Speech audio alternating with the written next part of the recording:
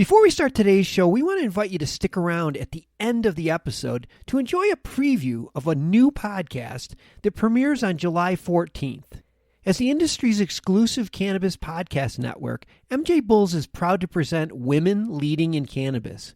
Join host Kira Reed each week for inspirational discussions with women who are leading the cannabis industry.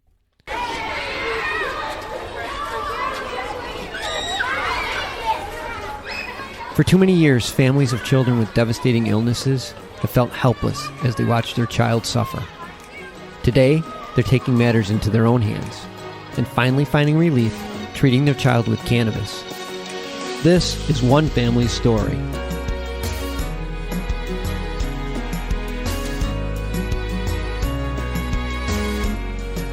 Welcome to another episode of Love and Cannabis. I am Nina Simmons. And I am Osiris.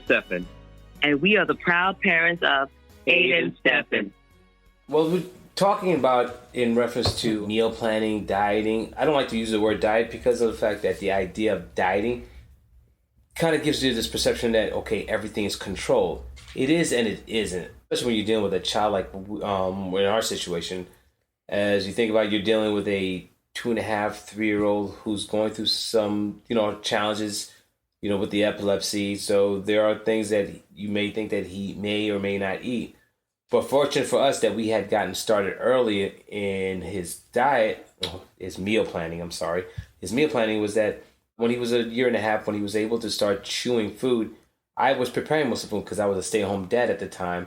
And so I would basically make all his spinach, his broccolis, his fruits, water. He didn't drink juice. I mean, we barely gave him juice because he really wasn't a fan of juice, but he drank water and definitely breastfed. He was breastfed till at least he's 2.5. I was very supportive of that idea.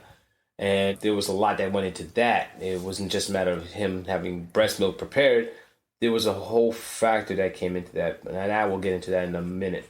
But preparing his daily meals was an undertaking. And what was fortunate for us was the fact that I was going through my own health issues at the time. So I was responsible basically for the food shopping. I was responsible for basically maintaining home. So it was a role reversals, as you can say. And I went into the idea like, okay, I need to lose weight, but at the same time, I need to get my family healthy.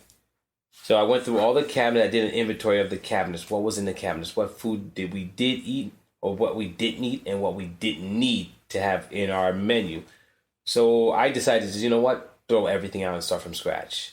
My wife thought I was crazy. Nina thought I was out of my mind when I did that, but I was like, we got to start from scratch because there's things that we're just not paying attention to because we're accustomed to getting it.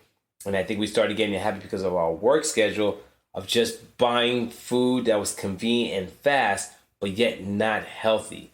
It lacked the, nutrition, the value that it did. So, it was one of those things that, it's like, hey, we could heat it up quick. But I think because of that situation, it also helped us to be mindful of the food we ate. And now with our son and his situation, that really helped us really understand, food really is a key part in our overall wellness. That being said, one of the things that we were introduced was the ketogenic diet through our dietitian we were working with at the time, and which Nina can get into in more details. But before doing that, there was some certain aspects of our whole planning which was a challenge for me to deal with, and which was during the breastfeeding time. So I don't mean to go off schedule, as we would say in reference to our podcast, but as a man, there were times where you felt like, hey, a 1.5 years. No, seriously. No, seriously. Let's be serious. Because as a man, there were times where you come home and you're ready to breastfeed, you're swollen, and I'm sitting there like, hey, I'm here. But all that was for him. So it was something, it was challenging as a man to see that, but understanding later what that meant and what you were going through your body. So knowing that, I was like, okay, I had to be supportive. I had to be more, think of the family as more than the male individual needs and passions, desires, where that your body at the time was not meant for that. It was meant for taking care of Aiden. It was for feeding and nourishing him. It's not just a matter of pleasure or just, feeling my needs or our needs, but it was more or less, again, taking care of anything. So this whole thing that we were going through was really new to us. This is our first time being parents. It's our first child. And so there was a lot of things that, as we're going through, we just needed to understand. And at the time, it was a challenge. It was just that, because we had to overcome, especially from a male perspective, there was things I had to overcome. And that was my own personal needs over the family, especially my son and his development and aiding him in that. So, yes, men, for you men out there who are looking to become parents or, becoming a father, there are some things that you're going to face and that you're going to have to put aside and help support your wife as you go through this stage. But to go back to Nina and the ketogenic diet and what we dealt and what we faced with in that. Okay, so when we were trying to get the sweet spot in terms of his dosing, we did try this thing called the ketogenic diet, and it's become very popular for people right now when they're trying to lose weight. I've seen a lot of people say they lost 30 pounds off this diet. However, it's used a lot in the epilepsy community to help with seizures. So when you have a child and you want to start the ketogenic diet with them, at first you need your doctor's approval. You need to get a prescription from your doctor, and then you'll go to a certified ketogenic nutritionist. This nutritionist is certified in administering and guiding patients on this diet. We went to this nutritionist, and she basically started us off, and there's a different ratio you can start off. So there's a 4-to-1, 3-to-1, basically what the ratio means is basically the amount of fat to protein or carbohydrate. So Aiden's got off on a 4-to-1 ratio, which means 4% of his meal had to be fat, and then the rest, the one had to be either protein or carbohydrates. So basically the science behind this is unclear. Somehow it really, really helps for a lot of kids. It really works. It's life-changing. And they still don't really know, the research doesn't really know why. The theory is that your body's now working on fat versus sugar. So it just basically fat is a better fuel for the brain than sugar is. So they're saying that's why the seizures mitigate with that. So basically it's like putting the premium gas versus, the regular. I don't know. They still don't really know. But like I said, it has been life-changing for a lot of kids. So with Aiden, we said, you know what? Let's do this. You'll find when your child is sick, you'll do anything, literally anything, to make them feel better. So we did it. We got a scale. Shout out to my parents. Even my parents got a scale. So basically, you have to measure everything. So we were there measuring fruits. We were measuring bread. Basically, bread is basically a no-no, but he can have a little bit. We were measuring meat. So everything has to be so precise on this diet that we went nuts. We were looking at labels in a different way. We were like, oh man, this has this much carbs. This has this much carbs. Fruit has so much carbs. Who knew?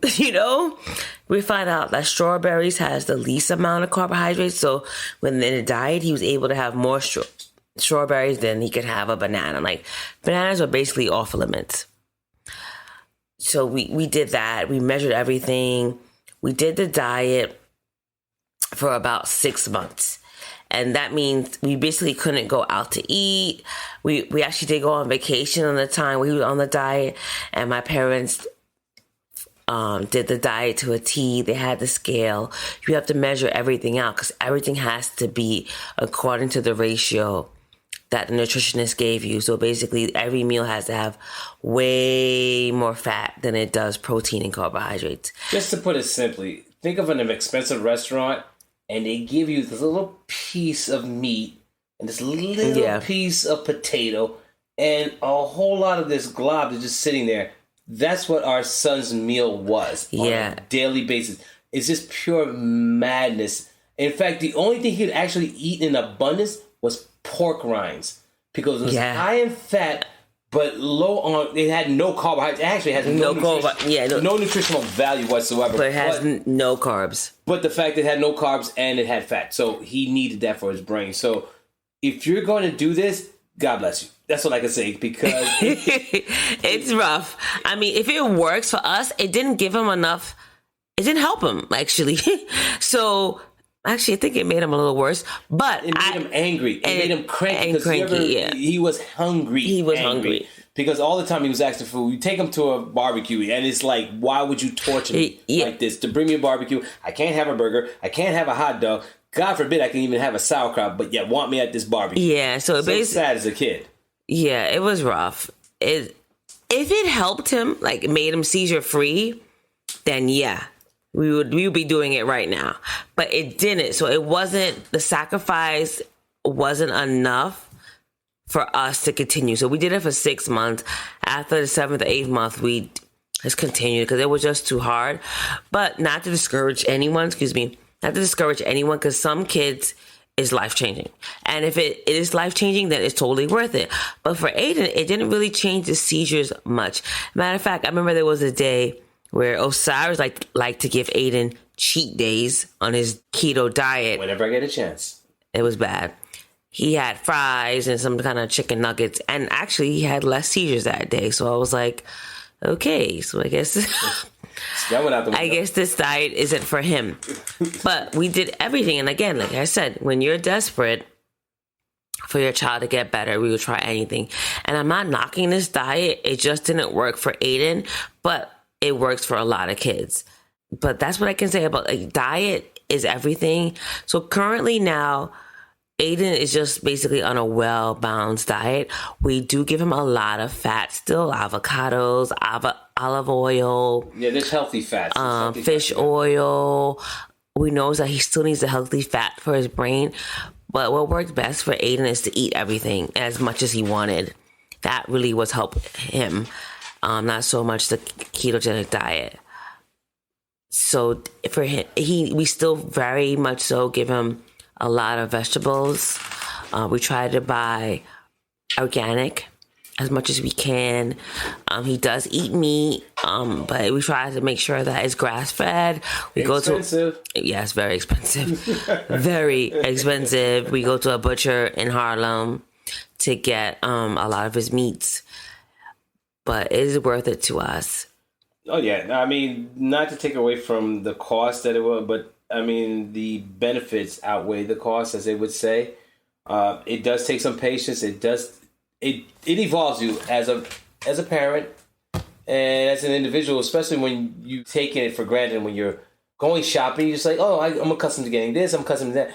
But when you know that you're looking for the most nutritional value-wise meal, you start to scrutinize every ingredient. You look into it, especially when you know that certain ingredients can actually trigger the seizures. And one of the things that we picked out was that certain soy products and certain oil products in let's say a bag of chips or in the food, which is a lot, kind of triggers his seizures. We noticed that it exacerbated his seizures. What was, that one particular ingredient that we saw? Was it corn oil? It was lectin. Lectin oil. I don't know if I'm even pronouncing it. Lectin or lectin? I don't know if I'm Lectin. I think it was Lecthin. No, okay, I'm not pronouncing it correctly. But it was soy lectin or lectin. Not so much triggered his seizures, but it interacted with the CBD oil that he was taking. And it caused him to metabolize the CBD oil much faster. And in that, he wasn't getting as much as he needed. So basically, in end result, he got seizures, correct? Yeah. Okay. So just watch out for some additives in your foods, y'all. But there was another ingredient, too. There was another type of oil that we saw that we wanted to prevent. Because, it was almost in every bag of chips. It was almost in every... sunflower oil. Yes. But I don't know. Sunflower oil... It's not bad for you. But it's not the greatest when you're combining with other oils. I mean, there's a saturation. I don't know. So I know it's another thing that helps speed the metabolism up. But I know there were some articles that people say sunflower oil is good for you. So that I don't know. It's a mix. I mean, we've been avoiding it with Aiden. We're only avoiding it with Aiden because it speeds what it does with this, it's not a good interaction with CBD. So I don't know how it is if you're not taking CBD. That I don't know.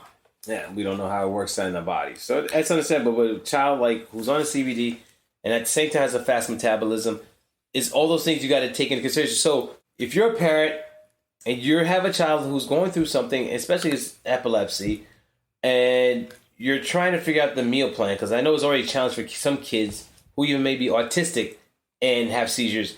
Some of them don't like certain foods because of the way it tastes or because of the way the texture, because Aiden was like that for a while. There was certain textures he did not like. Meat was one of them, so I had to grind that into his food, his vegetables, which he ate with no problem. So that was a thing that we had to figure out, like how do we make sure that he gets everything that he needs in his meals, in his daily meals. But again, like I said, when you go shopping, you take it for granted, take things off the shelf that you're accustomed to having. But now we had to basically like micromanage the meals that we brought into house and make sure that it had some nutritional value and that, we will be using it. Because there are some foods that, you have sit on the shelf and then you're going through other things, other meals that you're preparing and totally forget that it's been there for a month, 2 months, 3 months. Our rule now is that if it's been in the cabinet for past 2 months, throw it out. It just serves no purpose. After 2 months, it's just no point. Just throw it out and start fresh. And the same thing in the refrigerator. If it's been there 3 days, 4 days, it just has to go because everything needs to be used and utilized at that time. And I think that rule of thumb has been helping us. It also keeps the food fresh in our home and also it also keeps us healthy as well. For the most part, now that Nina has taken that over, we collaborate on like what is it we need. So I'll do the inventory. I'll let her know what's there and what we need. And we keep it in the communication because it's so important, especially with our work schedules and Aiden's schedule in school. So I say communication is important. And also documenting your meal plan. Oh, not a meal plan, but if you are going to do a meal plan, to document everything, what your intake is, especially your child's intake, if you're dealing with the child, because you got to be able to identify where the hiccups may be if you start to see certain things. If you see the seizures are active more in the day or in the evening, maybe it might have something with the food. Maybe it has something to do with the lack of water. That was one of the things that we paid attention to was the water intake. For his age, we had to figure, well, he had to take about 30 ounces. Now that he's older, he needs 50 ounces of water daily, and we have to make sure that he does that. It got to the point where we're using syringes just to make sure we met those requirements because dehydration can trigger seizures, overheating can trigger seizures, constipation can trigger seizures. So for us, we're like constantly on alert to make sure that all the things that he needs are being met. And when you work with your two working parents, it's a challenge. It is definitely one of those things that you just have to at least keep your thumb on and try to be consistent. There are going to be some days where you're going to slack. There's going to be some days where you miss out on, and you will see it. But trying to keep consistent will help in the long run. What are your thoughts on that, Nina? Yeah, consistency is definitely the key and not giving up. Definitely take consideration the diet, what they're taking in. But yeah, just don't give up. And also when you're helping your child with food, you're not going to always see results right away. So I think that is it for this episode on our diet with Aiden. Yes. So I think next episode, we're going to change it up. Really? Yeah. Oh boy. What do you want to change it up to? I think we need to change it up.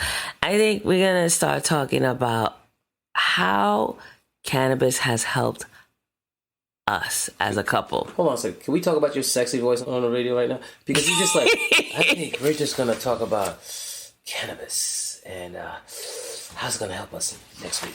I mean, really? No, see, okay, let me just talk about this. I have a deep voice. Hi there. Like a jazz voice, Harlem jazz artist.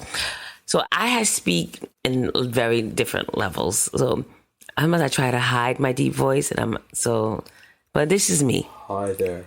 And I have I'm like a tenor. But anyway, so we're gonna talk about us and how cannabis has helped us as a couple, because it is not easy when you're dealing with all this, and how we use cannabis to help with communicate. How's that? Our issues, basically. We have issues? I didn't know we had issues. Silence, yeah. So tune in. We're communicating. I don't know. So we're gonna tune in for next episode to hear something a little bit different and not so much about Aiden, and kind of divulge a little bit more into our lives in terms of how we use cannabis. So check it out. Ciao. Ciao. Thanks for tuning in another episode of Love and Cannabis. I'm Osiris Simmons. And I'm Nina Simmons. Be strong And stay empowered.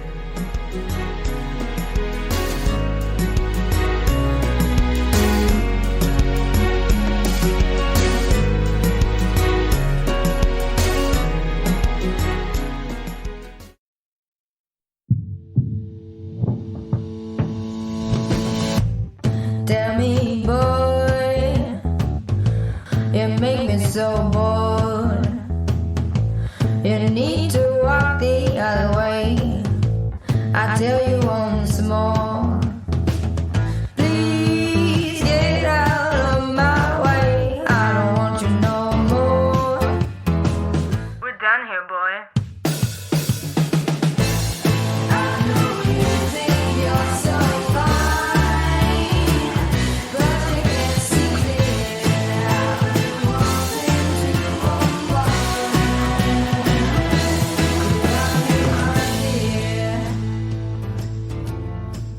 Hi, my name is Kira Reed, and I'd like to invite you to be inspired by the women who are leading in the cannabis industry. Each week, we will discuss empowerment, leadership, and what it means to be a woman in charge in marijuana, hemp, and CBD.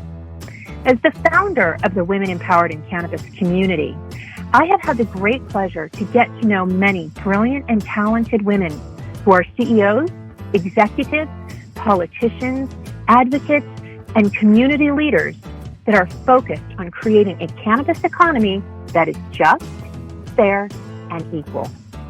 We'll learn how these women make decisions, how they navigate a predominantly male industry, and what they're doing to level the playing field for women. I hope you'll join us.